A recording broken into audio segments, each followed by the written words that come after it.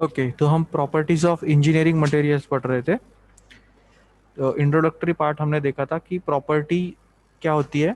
Property is a term which is a qualitative and quantitative measure and response when the material is impose to the condition of forces and temperature. जब भी material कोई forces और temperature के condition में जाके उसका जो qualitative और क्वांटिटेटिव बिहेवियर शो करता है, उसको हम मेजर करने के लिए प्रॉपर्टीज का यूज करते हैं। ठीक है, और उस मेजर को हम बोलते हैं प्रॉपर्टी। ठीक है, तो there are many types of properties.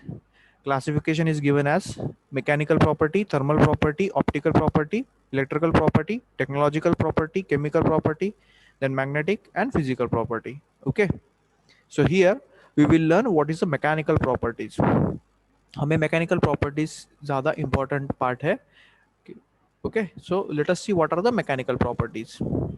Mechanical properties क्या होती है इसको। ओके, इसको और थोड़ा जूम कर लेते हैं।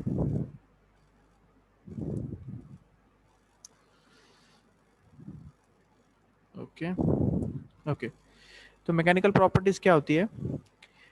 जब भी कोई मटेरियल फोर्स उसके ऊपर जब एक्ट होता है, उसके बाद वो मटेरियल जिस तरह से बिहेव करता है, उस प्रॉपर्टीज को हम बोलेंगे मैकेनिकल प्रॉपर्टी।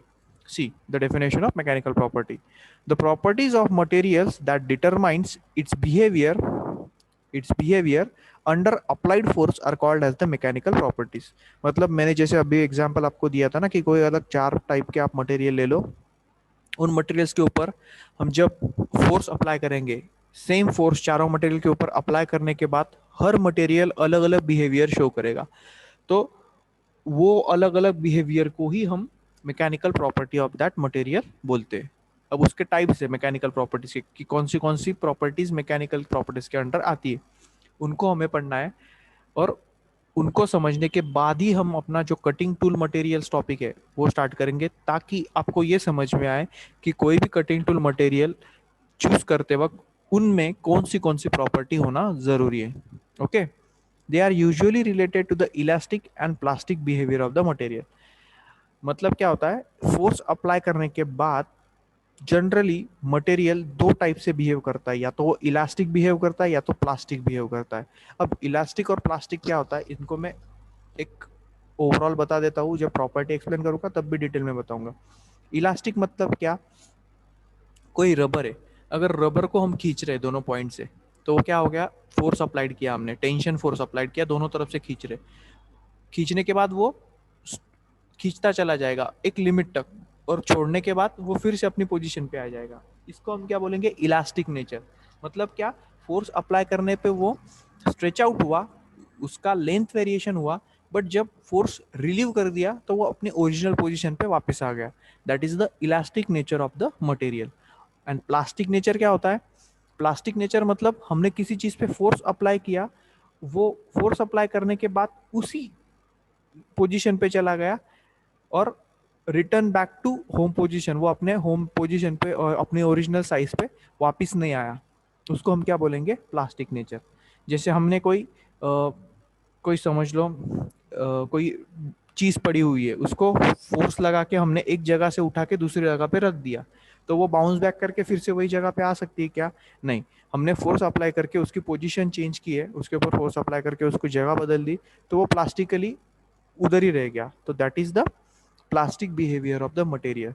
या फिर जैसे हम कोई हथौड़े से कील ठोकते, तो एक बार हमने फोर्स अप्लाई करके उस कील को अंदर अगर गाड़ दिया है, तो वो फिर से बाहर आएगा क्या, नहीं। जब तक हम उसको खुद से फोर्स अप्लाई करके नहीं निकालते तब तक वो बाहर नहीं आएगा। So that is the plastic behaviour of material. उसको हम क्या बोलते, परमानेंट डिफॉर्मेशन, परमानेंटली वो वहां पे फिक्स हो गया। तो इलास्टिक और प्लास्टिक, इनमें ये डिफरेंस है। Okay, this properties are express as the function of stress and strain. तो इन प्रॉपर्टी को एक्सप्लेन करने के लिए हमें स्ट्रेस क्या होता है, स्ट्रेन क्या होती है, स्ट्रेस स्ट्रेन डायग्राम क्या होती है, इंजीनियरिंग स्ट्रेस स्ट्रेन कर्व क्या होती है, ये समझना जरूरी है। तो इस यूनिट में हम वही सारी चीजें पढ़ेंगे, what is engineering stress strain curve, what is mean by stress, what is mean by strain. अभी फोर्स और स्ट्रेस इन दोनों में भी रिलेशन है, वो आगे आगे जैसे हम स्ट्रेस और स्ट्रेन पढ़ेंगे तो मैं आपको बताऊंगा। A sound knowledge of mechanical properties of material provides the basis for predicting behavior of material under different load condition and designing the component out of them. मतलब क्या, अगर आपको मैकेनिकल प्रॉपर्टीज ऑफ मटेरियल के बारे में अगर detail knowledge है, आप मटेरियल का बिहेवियर प्रेडिक्ट कर सकते हो अलग अलग कंडीशन पे, तो आप कोई भी कंपोनेंट को अच्छे से डिजाइन कर पाओगे. मतलब क्या, डिजाइनिंग के लिए, प्रोडक्शन के लिए मैकेनिकल प्रॉपर्टीज ऑफ मटेरियल समझना बहुत ज़रूरी है. इस टॉपिक को थेरोटिकली मत लेना, ये बहुत इंपॉर्टेंट टॉपिक है. आपके पूरे 4 साल के जो भी बेसिक है, पूरा बेसिक यही है कि इंजीनियरिंग मटेरियल्स क्या है, इंजीनियरिंग मटेरियल्स की प्रॉपर्टीज क्या है. अगर वो समझ में आ गया तो आप कहीं पे भी जाओगे अच्छे से प्रोडक्शन कर पाओगे. ठीक है. सो देखते हैं अभी प्रॉपर्टीज का classification. The classification of mechanical properties are elasticity, plasticity, toughness, resilience, tensile strength, yield strength, impact strength, ductility, hardness, fatigue, creep and wear resistance. तो ये टोटल 12 प्रॉपर्टीज है.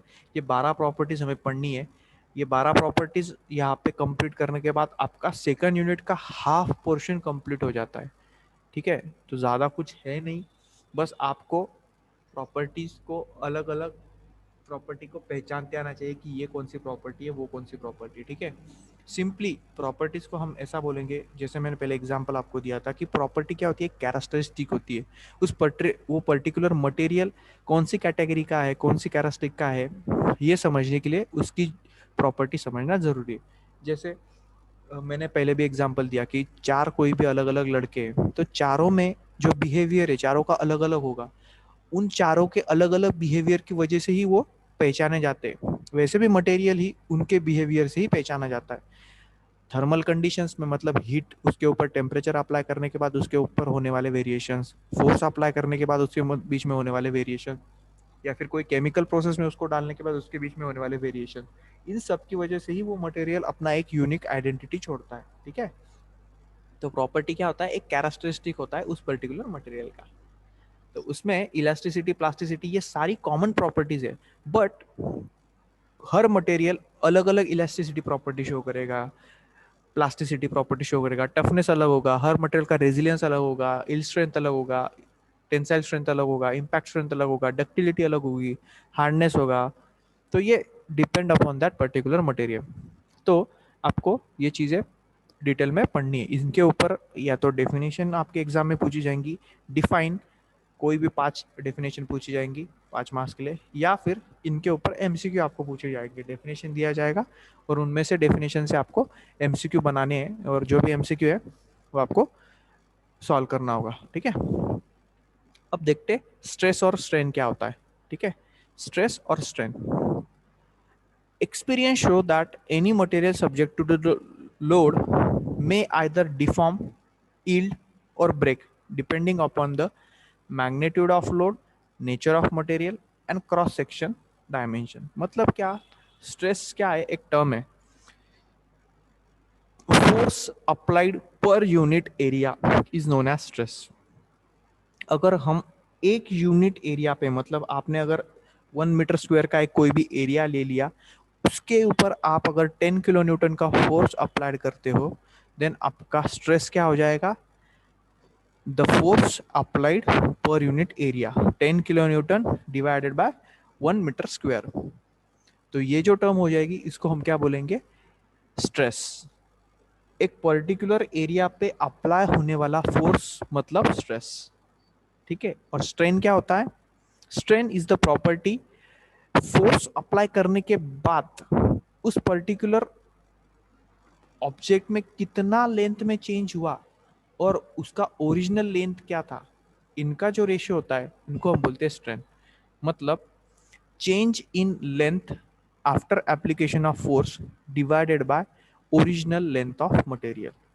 जैसे रबर का एग्जांपल ले लो कि रबर को हमने जब खींचने के बाद उसका लेंथ कितना बढ़ा डिवाइडेड बाय उसका ओरिजिनल लेंथ क्या था. तो change in dimension upon original dimension is known as your strain. Force apply करने के बाद क्या डायमेंशनल चेंज हुआ और फोर्स अप्लाई करने से पहले उसके डायमेंशन में क्या चेंज था, वो क्या डायमेंशन था, उसको हम बोलेंगे स्ट्रेंथ। इसका एग्जांपल ले लो कि आपने कोई एक सॉलिड ब्लॉक लिया, तो सॉलिड ब्लॉक का कुछ समझ लो साइज है 100 मीटर बाय 100 मीटर का कुछ सॉलिड ब्लॉक है। अभी आपने उसके ऊपर हथौड़ा मार के उसको फ्लैटन कर दिया, उसको पतला कर दिया, तो फ्लैटन करने के बाद उसका क्या हो जाएगा, उसका लेंथ वेरिएशन हो जाएगा।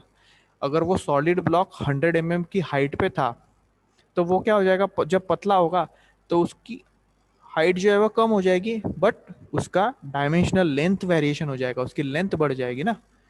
जब रबर को भी आप खींचते हो, रबर का डायमीटर चेंज हो जाता है ना, जब आप लेंथ बढ़ती है तो डायमीटर चेंज हो जाता है। ओके, सो इसी को हम बोलते हैं strain, change in dimension upon original dimension. तो these are stress and strain. अब ये स्ट्रेस एंड स्ट्रेन में क्या है, ये डिपेंड होता है आपका स्ट्रेस जो है, स्ट्रेन को बाद में पढ़ेंगे, स्ट्रेस जो है वो डिपेंड होता है मैग्नीट्यूड ऑफ लोड पे, आप लोड कितना एक्ट कर रहे हो। देन नेचर ऑफ मटेरियल, मतलब कौन सा मटेरियल है। And third, cross sectional of dimension, उस पर्टिकुलर मटेरियल का क्रॉस सेक्शन क्या है, मतलब उसका वो सॉलिड स्क्वायर है, ट्रायंगल है या फिर सर्कुलर है, उसका क्रॉस सेक्शनल कैसा है उसके ऊपर। तो हम बहुत बार बोलते हैं ना, मेरे ऊपर आज बहुत स्ट्रेस है, काम का बहुत प्रेशर है, काम का बहुत स्ट्रेस है, तो स्ट्रेस और प्रेशर ये दोनों एक जैसी सिस्टम है। प्रेशर को भी हम ऐसे ही बोलते हैं, force per unit area is known as pressure and force per unit area is also known as strain. Strain को भी फोर्स पर यूनिट एरिया ही बोलते हैं, प्रेशर को भी फोर्स पर यूनिट एरिया ही बोलते हैं। बट क्या है, जब किसी सॉलिड चीज पे हम फोर्स अप्लाई करेंगे, तो उस सॉलिड चीज पे अप्लाई होने वाला force per unit area is your stress, उसको हम स्ट्रेस बोलेंगे। और उसी जगह पे अगर हम कुछ लिक्विड पे या फिर किसी गैस पे अगर हम फोर्स अप्लाई करते हैं, देन वो फोर्स पर यूनिट एरिया आपका रहेगा प्रेशर। ठीक है, तो ये डिफरेंस है स्ट्रेस और प्रेशर में, दोनों का यूनिट सेम है, न्यूटन पर मीटर स्क्वायर, दोनों का यूनिट सेम है। तो स्ट्रेस ये होता है। The engineering stress and strain are based on the original sample dimension which changes during the test। मतलब क्या है, इंजीनियरिंग का स्ट्रेस स्ट्रेन जो है वो ओरिजिनल सैंपल, जो आपने सैंपल लिया है स्ट्रेस स्ट्रेन कर्व बनाने के लिए, उसके ओरिजिनल डायमेंशन और चेंज इन डायमेंशन के ऊपर डिपेंड होता है, जैसे मैंने स्ट्रेन के केस में बोला। अब true stress and train on other hand based on the actual instantaneous dimension and better representation of deformation behavior of the material। अब दो टर्म्स है, इंजीनियरिंग स्ट्रेस स्ट्रेन कर्व एक होता है अलग, और ट्रू स्ट्रेस स्ट्रेन कर्व अलग होता है, दोनों अलग अलग चीजें बिहेवियर करती है। अब ये जो डिजाइन का पार्ट है, ये आपके इतना काम नहीं आएगा कि what is engineering stress strain curve, what is, आपको बस स्ट्रेस स्ट्रेन क्या है वो समझते आना चाहिए। ठीक है, तो यहाँ पे कुछ डेरिवेशन दिया हुआ है, उन डेरिवेशन के बेस के ऊपर हम इंजीनियरिंग स्ट्रेस स्ट्रेन को कैलकुलेट करते हैं। यहाँ पे जो कर दिख रहा है that is your true stress strain कर, इंजीनियरिंग स्ट्रेस स्ट्रेन कर जिसको हम बोलते हैं।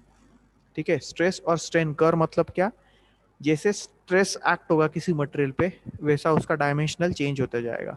मतलब क्या है, जैसे मैं किसी चीज के ऊपर फोर्स, समझ लो लोहा है, उसके ऊपर मैंने कोई भी एक लोहे का रॉड ले लिया, उसके ऊपर मैं जब फोर्स अप्लाई करूंगा तो वो क्या होगा, डिफॉर्म होते जाएगा, डिफॉर्म होते जाएगा। तो कंटिन्यूअसली वो क्या, स्ट्रेन मतलब क्या, डिफॉर्मेशन, स्ट्रेस मतलब क्या, फोर्स पर यूनिट एरिया। तो फोर्स अप्लाई करने के बाद वो डिफॉर्म होगा होगा होगा एक लीनियर पैटर्न में डिफॉर्म होगा। फिर वो मटेरियल, जैसे लोहे का रॉड है, मैं दोनों तरफ से उसको मोड़ने लगा हूँ, ठीक है, दोनों तरफ से मैंने उसको प्रेशर अप्लाई किया, तो वो धीरे धीरे धीरे धीरे ऐसा मुड़ेगा, वो टूटेगा क्या बीच में से, नहीं, वो क्या होगा, डिफॉर्म होगा। तो इसी चीज को हम बोलते हैं डक्टाइल मटेरियल। तो जो आपके डक्टाइल मटेरियल होते हैं वो ऐसा कर्व शो करते हैं, स्ट्रेस और स्ट्रेन कर्व जो आप डक्टाइल मटेरियल का है वो ऐसा रहेगा कि वो मुड़ता जाएगा, वो बेंड होता जाएगा। और अगर उसी जगह पे अगर मैंने चौक ले लिया या फिर वुड ले लिया, तो वो बेंड होगा क्या, नहीं, वो सीधा क्या होगा, एक लिमिट पर जाएगा और फिर टूट जाएगा, दो दो टुकड़े उसके हो जाएंगे। तो ये होता है आपका स्ट्रेस और स्ट्रेन, और ये स्ट्रेस स्ट्रेन कर्व। ठीक है, then next property is your elasticity property. तो इलास्टिसिटी प्रॉपर्टी जैसे मैंने पहले ही बोला कि किसी भी चीज के ऊपर फोर्स अप्लाई करने के बाद उस चीज का डायमेंशनल चेंज होगा, और फोर्स रिमूव करने के बाद वो अपने ओरिजिनल पोजीशन पे अगर आ जाती है तो उसको हम क्या बोलेंगे, elastic nature of the material और elastic material. Okay, the property of material by virtue of which the deformation caused by applied loads disappears upon the removal of load. मतलब क्या, ऐसी प्रॉपर्टी मटेरियल की कि वो डिफॉर्म होगी force apply करने के बाद और डिसअपियर हो जाएगी फोर्स रिमूव करने के बाद। ठीक है। Elasticity of the material is the power of coming back to its original position. Elasticity एक ऐसी पावर है मटेरियल की कि मटेरियल अपने आप उसके ओरिजिनल पोजीशन पे बैक आ जाता है आफ्टर डिफॉर्मेशन व्हेन लोड और स्ट्रेस इज रिमूव। जब भी हम वो लोड और स्ट्रेस निकाल लेते हैं, जैसे स्प्रिंग मटेरियल होगा, आपका स्प्रिंग है, स्प्रिंग को भी आप खींचोगे ना खींचोगे ना खींचोगे ना तो वो डिफॉर्म होते जाएगा, बट जिस टाइम पे आप उसको छोड़ दोगे वो अपने आप पे come back to its original position. Shock ups होते हैं आपके बाइक के, शॉकअप्स वो रबर के भी होंगे, स्टील के भी होंगे, तो वो क्या है, अपने आप लोड रिमूव करने के बाद ओरिजिनल पोजीशन पे आ जाते हैं, तो उनको हम बोलेंगे elastic nature of the material. Okay, तो यहाँ पे इलास्टिसिटी के बारे में ये एग्जांपल दिए हुए हैं। एक स्प्रिंग का एग्जांपल दिया, बिफोर लोडिंग, लोड अप्लाई करने से पहले ये होगा, ड्यूरिंग लोडिंग वो दब जाएगा और लोड रिमूव करने के बाद फिर से अपने ओरिजिनल पोजीशन पे आ जाएगा। ओके, सो नेक्स्ट लेक्चर में मैं आपको व्हाट इज ये इलास्टिसिटी का कुछ टर्म्स यहाँ पे रहेंगे, मॉड्यूलस ऑफ इलास्टिसिटी क्या होती है वो पढ़ाऊंगा। इसके लिए बेटर है कि मैं आपका बोर्ड यूज़ करूँ, ताकि आपको ये जो स्ट्रेस स्ट्रेन के बारे में जो भी थोड़ा बहुत फॉर्मूले के टर्म में जो है, न्यूमेरिकल तो आपको है नहीं बट आपको ये समझना ज़रूरी है, इसलिए मैं इसको अगर होगा पॉसिबल तो बोर्ड पे आपका कवर कर लूँगा। ठीक है। और प्लास्टिसिटी भी उसके अपोजिट है, इलास्टिसिटी के अपोजिट, कि लोड अप्लाई करने के बाद वो परमानेंट डिफॉर्मेशन में चला जाता है, उसमें कोई बाउंस बैक नहीं होता, कोई रिटर्न उसका आता नहीं है, उसको हम प्लास्टिसिटी बोलते हैं। ठीक है। So I will stop here. In tomorrow lecture, we will see what is plasticity and the Young's modulus of elasticity. What is Young's modulus and elastic limit of the material. Okay.